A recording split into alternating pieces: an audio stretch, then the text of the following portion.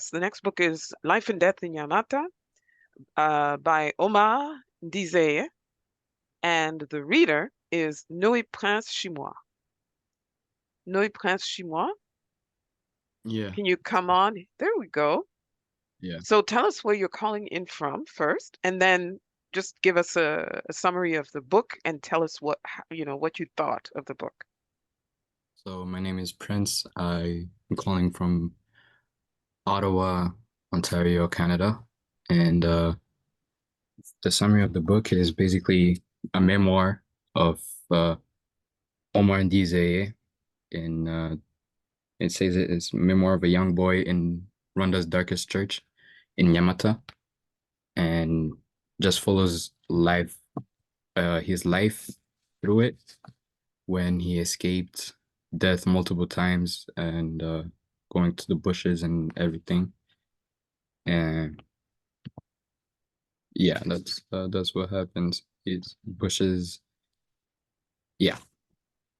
So how did you feel, reading that a young person, what is the age of Oscar when the story starts? Well, in the story, it doesn't say correctly, Hmm. but if I had to guess, it was between the ages of 10 because it says it was in primary one, primary three when he went back to school. So around the age of 10. Yeah. The feelings I felt during reading the book, I was shocked. I didn't it says before it got to genocide, there was a massacre in 1959 to 1961. And he tells about life of his parents and how they were kicked out and they were refugee in Yamata. Yeah. So why was it important to you as a young person to read this book? Well, I attained many more information on it, and my mother was in Nyamata too, so I have heard her story, and reading this, she also said like she many of the hills and where she lived, she used to be there. You know, she knows all of them, and it just made me feel as if I'm closer to knowing her story too and knowing my family's story. Oh, that's amazing. So there really was a personal connection Yeah. to this. Great. So do you have a question? You have one question for the author? Yeah, I have a question for the Well, but before we get to the question, if we can have the author come on, Omar, Omar Ndizeye, Yes, hello. hi, can you Hi. come on? Can you come on camera and Just tell us yeah. where yeah, there you go. Tell us where you're calling from and just very quickly, a little background on you. Thank you very much, Salah. My name is Omar Ndizeye. Yes, as the reader mentioned, I am now in Utah, South Jordan, Utah. But is it Prince? yeah. Yes, as the Prince mentioned, I am from Bugesera, Narama, it's, where I was born. But I lived during the genocide. I was also in Nyamata, as he mentioned in the book. So I am very touched, Prince, to hear from your story and the story of your parent and how you connected the story you read in the book for, to the story, your parents' story. And when I wrote the book, I wanted to highlight some of the details that I I and the people who lost lives during the genocide have seen. So other than me and those who lost lives, no one had seen some of those scenes So I wanted to tell those scenes to complete the story of Nyamata Genocide Memorial. So, but again, I'm very happy to hear that when you read this book, you kind of completed the story of your parents.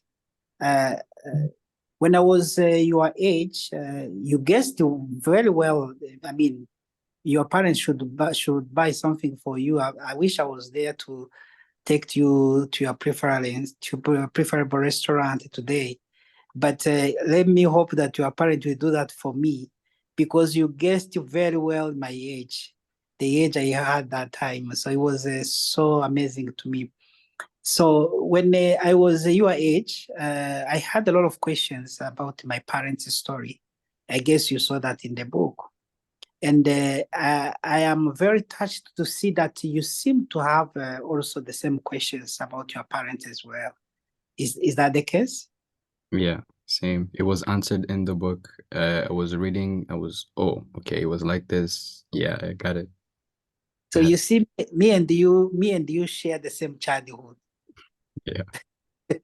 So a lot of questions to our parents, to the stories we don't know, and I'm glad that I wish I could have read the book at your age that respond to my questions. But I'm glad that when you read my book, you got answers to the questions. And let's be honest here, that you never ask your parents, do you? You don't, right? I do sometimes when it's really like on my mind. A lot of times I think about it, and Mm. I ask my dad here. He explains to me and my mom, but not a lot of times. Not a lot of times. There are Yeah, some things you are scared to, I mean, that you are scared to ask them, right? a little bit. Yeah. A bit. So, but when you read the book, then did you get some answers from those questions you are scared to ask the parents? Can Yeah. you can you reveal in front of me uh, one of that question that you feared to ask your dad, for example? Um, like I can't think of any questions right now, Mm, but about the massacre. I didn't know before, like, oh, the genocide. No, as a kid, I just thought the genocide just happened. I mm, just thought, the plane fell and then, oh, they just hated the Tutsis and let's kill them. But mm, then in the story, it precisely tells you like how it went down from 1959, the whole story, to 1994. So I was very happy to understand it. And yeah, mm, that's mm. oh, Yeah, some say that my story is the saddest story, but I wish when I concluded it, as you have seen, it's a story of hope, right? yes.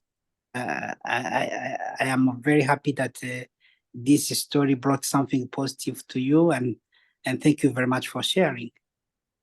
Yeah. That's totally amazing. And Prince, you have a question, right? Yeah, For I have a Yes. question. What is your question? So throughout the story, yeah, it's a story of hope. So recently I've had questions of my faith, and in this book you put in you in the book, as a child you had faith. You everything you were doing, you were like, yeah, we I don't know why this is happening, but I know God is there. Well, my question to you, like, how do you keep your faith in God when you knew that, when you've went through that, when there was piles of bodies that people killed in front of you in the church? You at some point you were even lying in those piles. You couldn't move your legs. You still prayed. You were there. And do you think the outcome of the story would have changed if you didn't have the same faith you had back then? Mm. Yes, thank you so much, Prince. That's a very good question. And I understand you when you say that you had recently question with your faith. It's okay. It's okay. It's okay. It's okay to feel like that. Sometimes also I felt like that, and I can't lie to you. Sometimes also that calm, but During the genocide, I lived a life that that doesn't have something beyond that. Beyond, I mean, there was no right. As you can see, I said a young boy in Rwanda's darkest church, because the church itself was dark, well, by smokes, the fact that it was during the night. My father was born Catholic. He was born Catholic, and him and my mother, they, as you have seen in the book, they converted to Islam. Yeah. But before genocide, my mother, my neighbor, there is a, you saw an old woman called Leocard, right? Have you? And Yeah. the Leocard would take me, would come and ask him, my father, like, don't talk about Islam. I'm going to take him to church. So I would go to Catholic church, and seeing how my father was tolerant to that, I was very inspired, of course.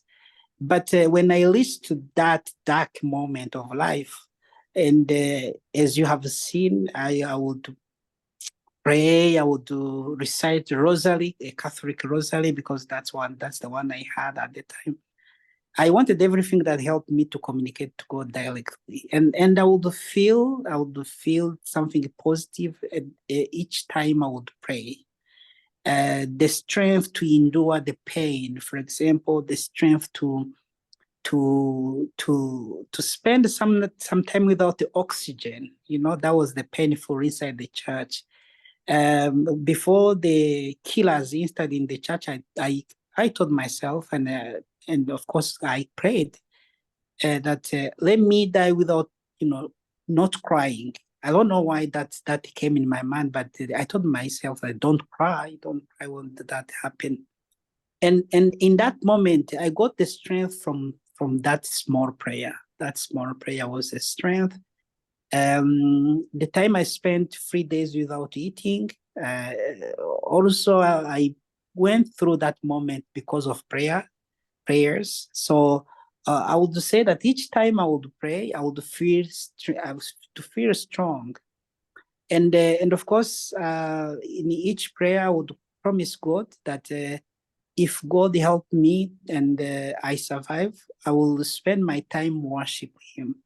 And that was also something that awakened me every time I forgot, or the time I start to doubt about my faith. Because as I told you, don't feel judged, don't feel ashamed. That happens in life, but again, it's through those moments that we felt strong in life, that I felt personally strong in life, because of prayer, that I remind myself that God exists, that I should go back to pray. Thank you so much. And that was a very hard question. Thank you so much. No, thank you very much. Are you satisfied, Prince, with that answer? Satisfied. Thank you. Yeah, well, thank you very much, Prince, for reading the book. And I see your dad in the background. I I thank hope to him. meet, Sarah, Yes. you're concluding, but I hope to meet Prince and his parents. Well, Yeah. And Humura, that's yes, your challenge. So we challenge you to bring together the authors and the young people. I don't know, maybe it's a conference waiting to happen. Who knows? In thank the National Capital Region, that would be great. But thank you so much, Prince, for reading the book. I thank your parents for stimulating your interest in this. And Omar, if you can put in the chat the details of where people can get your book. And I have to leave. I thank Humura very much, Philibert, Sandra, Gassana, all of my friends at the Humura Association. And I look forward to hearing the recording of the rest of the book reviews and the conversations between the authors and the young readers. Thank